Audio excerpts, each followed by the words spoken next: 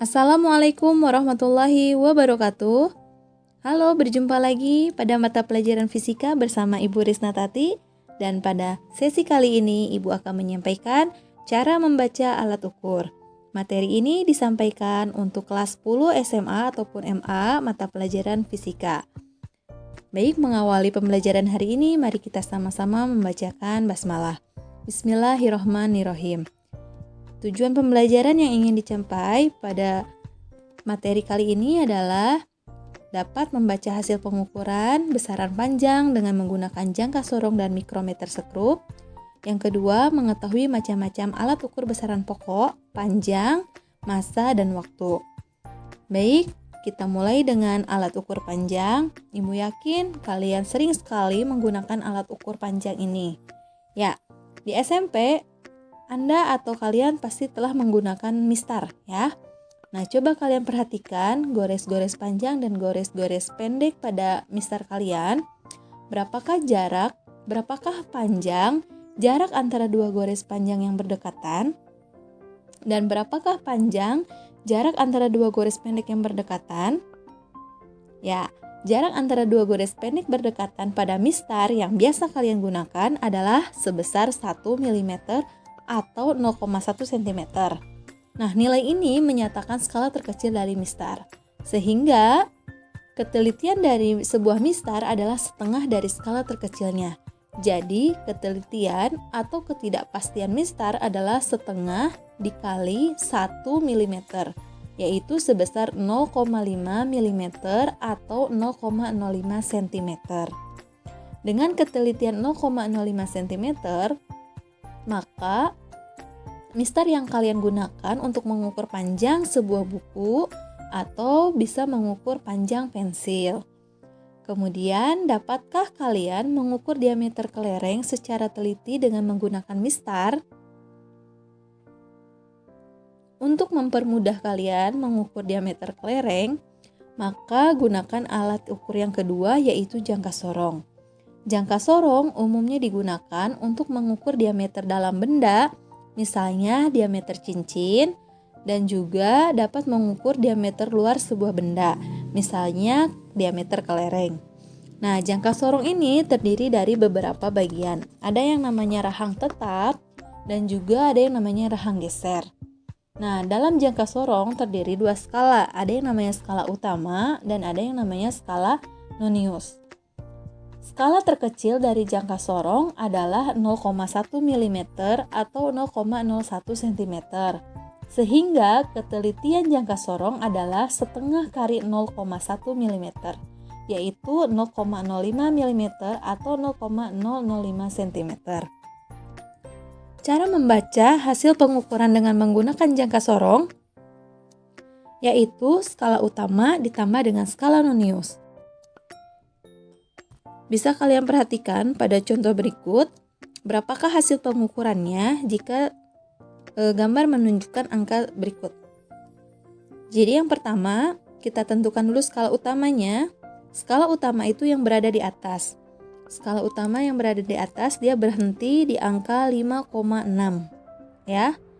Kita lihat angka nolnya, dia belum menuju ke 5,7 tapi dia masih di 5,6. Sehingga kita akan tulis di sini skala utamanya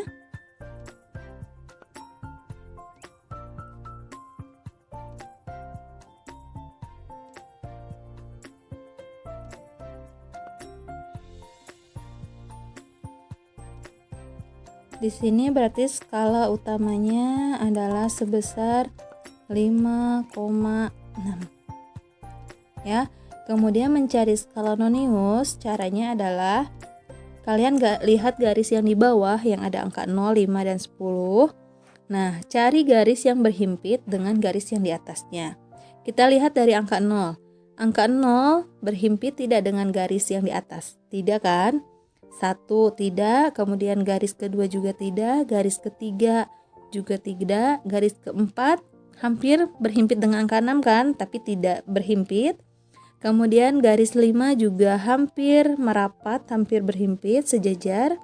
Tidak. Kemudian garis ke-6 dia sejajar dengan garis yang di atasnya.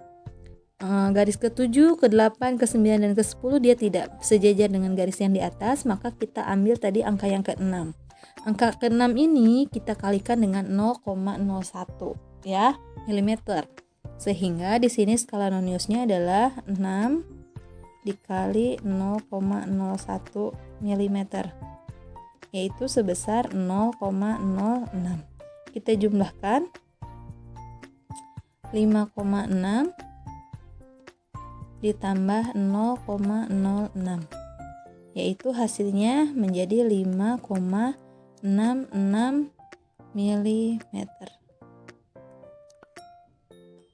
sentimeter.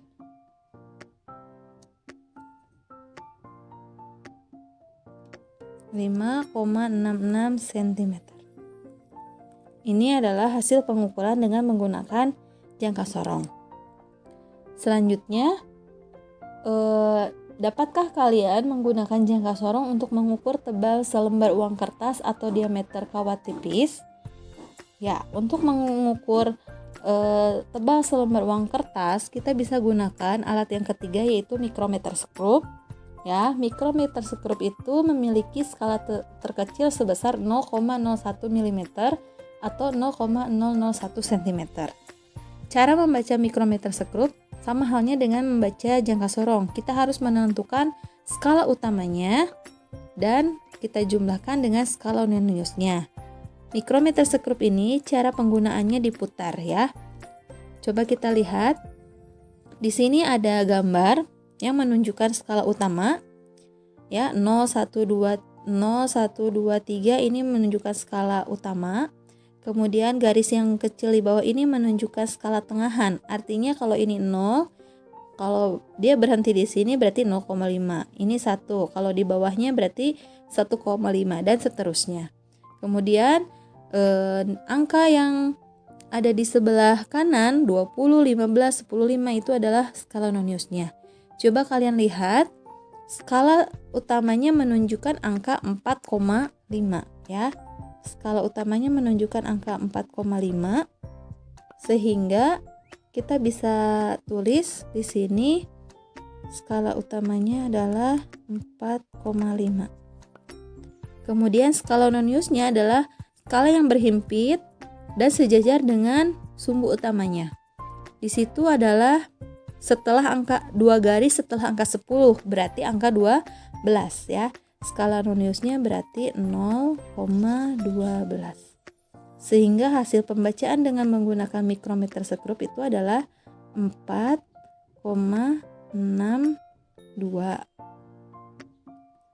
mm.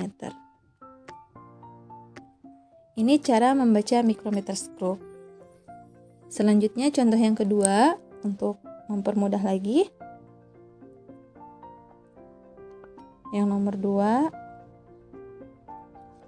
kedudukan skala sebuah mikrometer skrup yang digunakan untuk mengukur diameter sebuah bola kecil seperti pada gambar. Kalian lihat di sini skala utamanya dia berhenti di angka atau di garis ke-8, sehingga skala utamanya ada 8.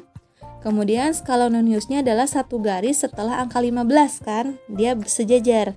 Nah, berarti itu angka 16, sehingga skala noniusnya itu adalah 0,16 ya. Kita jumlahkan, maka hasil pengukurannya adalah 8,16 mm. Ini untuk mikrometer skrup. Selanjutnya, alat ukur massa. Ini juga pasti sering kalian temukan dalam kehidupan sehari-hari. Ada yang namanya timbangan digital, neraca, dan timbangan gantung, timbangan duduk. Dan yang biasa kita gunakan dalam lab itu adalah neraca Ohaus ya. Bagaimana cara membaca neraca Ohaus 3 lengan? Ini sangat mudah sekali. Kita harus baca dari angka yang terbesarnya. Berarti di sini angka terbesarnya adalah menunjukkan 400, kemudian menunjukkan 30, dan yang terakhir adalah 7. Sehingga hasil timbangan, hasil ya pengukurannya adalah sebesar 437. Biasanya satuannya dalam gram. Itu cara membaca neraca Ohaus ya. Selanjutnya, alat ukur waktu. Nah, ini juga sering kalian gunakan dalam kehidupan sehari-hari. pada zaman dulu orang-orang masih menggunakan yang namanya jam pasir. Kemudian ada jam yang seperti biasa kita lihat, jam dinding, dan ada stopwatch. Stopwatch ini adalah alat ukur yang biasa digunakan di laboratorium ya. Kalau kita melakukan percobaan, berapakah skala terkecil dari stopwatch ini? Yaitu sebesar 0,1 second. Tentu saja berarti ketelitiannya adalah setengah dikali 0,1 second dan yaitu 0,05 second. Itu adalah ketelitian dari sebuah stopwatch. Demikian materi yang bisa Ibu sampaikan pada kali ini, mudah-mudahan bisa dimengerti. Dan jika ada pertanyaan silahkan berikan di kolom komentar atau bisa bertanya secara langsung kepada Ibu. Atas perhatiannya Ibu ucapkan terima kasih dan Ibu akhiri. Wassalamualaikum warahmatullahi wabarakatuh.